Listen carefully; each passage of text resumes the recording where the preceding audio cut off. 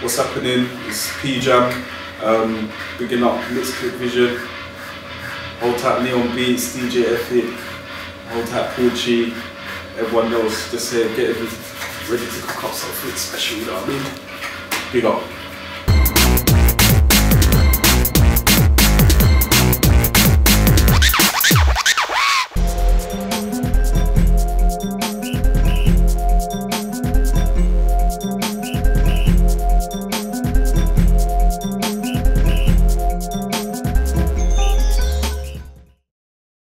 So P-Jam, tell us about yourself, like who is P-Jam, what do you do?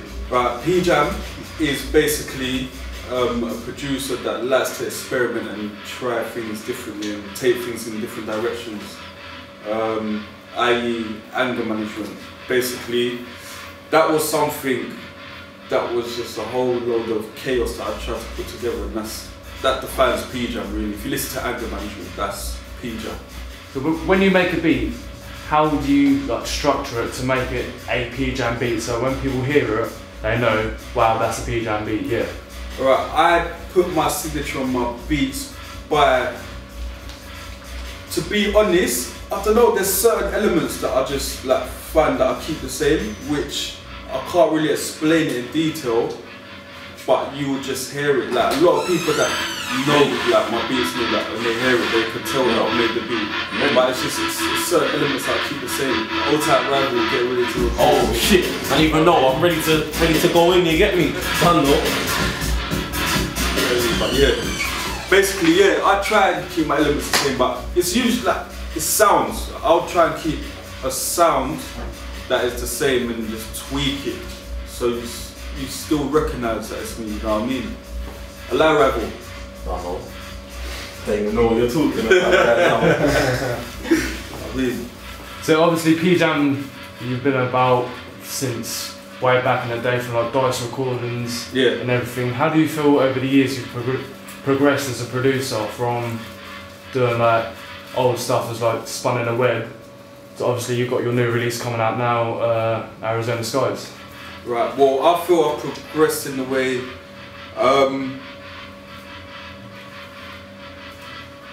I feel that I progressed by, I don't know, I'm just trying new sounds.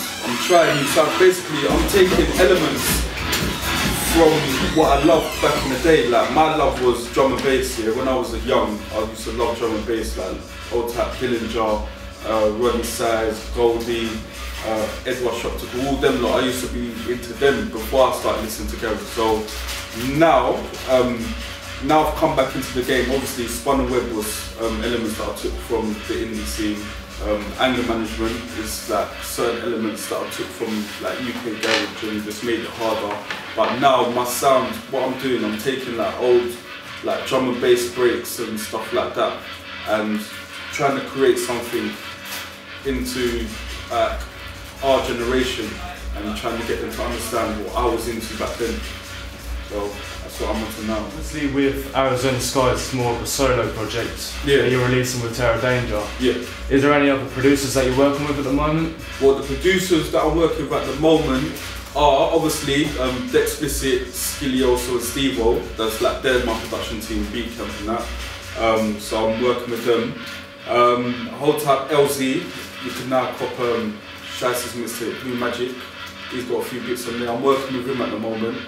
Got a few bits going on. I'm also working with Sticky as well, like watch out for that. Got a couple bits that I'm doing with him. It's interesting. So yeah, there's a few, man. Porchy, I'm gonna get Porchy done to work with him. He's made You're Welcome on the Chassis mixtape. Listen to that as well. Neon Beats, I want to work with Neon Beats. Terror Danger as well. Got stuff in the pipeline that I'm gonna be working with him. Actually, I've got a tune with him and Dexplicit, like all three of us together, so yeah, there's a few of them. So obviously there's a long list of producers that you're working with and have worked with. Yeah. What about on the vocal side, like artists? Obviously you're doing a lot of work with Shiesty at the moment. Who else are you planning to work with? I'm planning to work with? Well, at the moment, I'm planning to work, well, Rivals in the studio now, working on something with him and Black. I'm trying to find people from the new wave to work with, because I haven't really worked with a lot of people from the new wave. Obviously, when I was in the scene before, I worked with like almost everyone that was relevant then. So now it's just trying to find people in the new wave. So there's Rival, there's who else is there?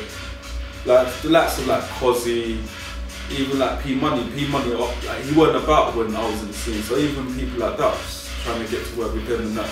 You know what I mean? And I'm looking for singers as well. Like that's the main thing I want to work with, like singers. So you mentioned that you want to work with some of the new wave.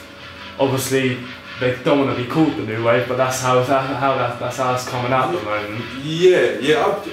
I get what they're saying. I would, if I was like the new wave. No, I could be called the new wave. When you think about it, like P-Jam could be called the new wave to a lot of people that weren't listening to the scene then when I was in the scene. Because obviously I had like a good 3-4 year gap.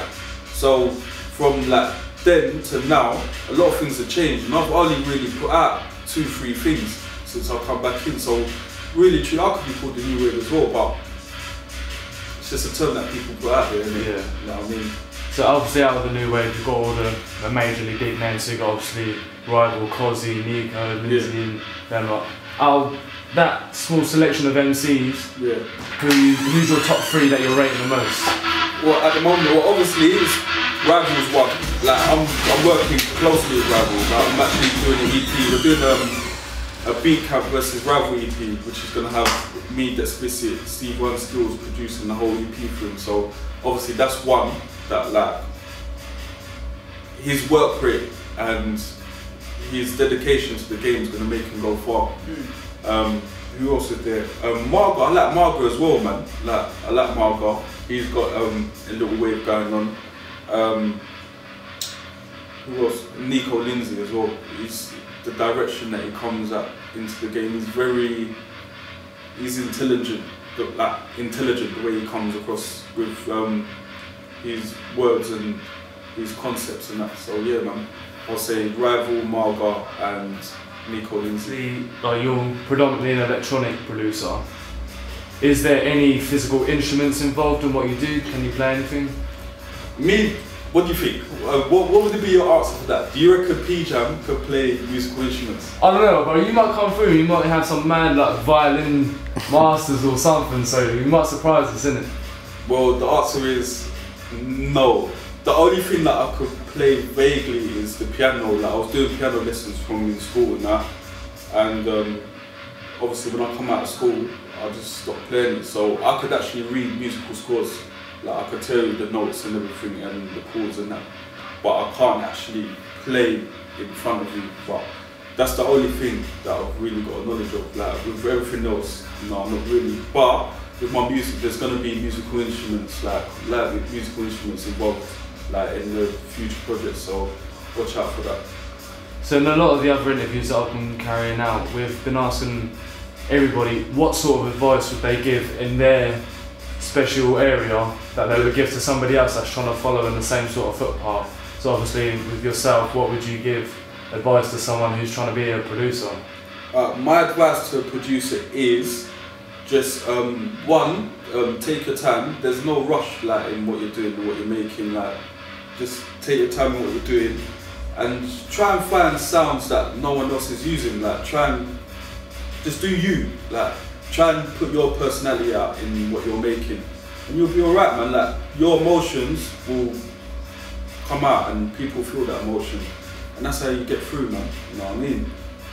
So yeah, that's my advice, really.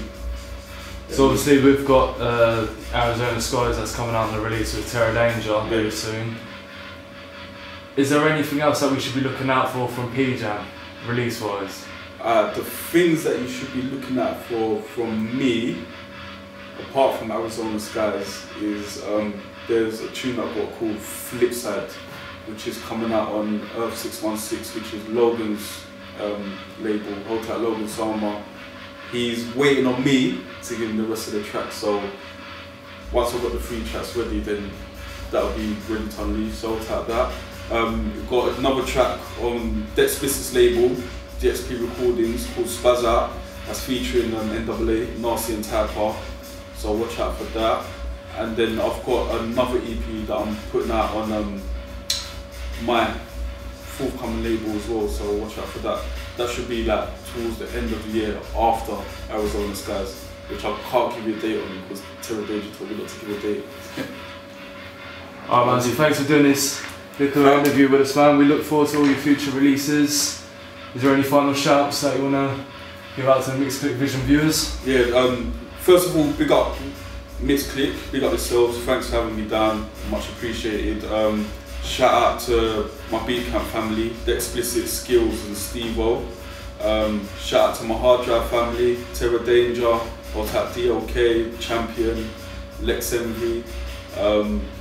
Old-Tap, my team, Starworks, big up Shasty, Old-Tap, the boss, yeah, Chris. Big up LZ, Sticky, and everyone else that I'm doing projects with, and everyone else out there that's pushing the sound forward. Big up you.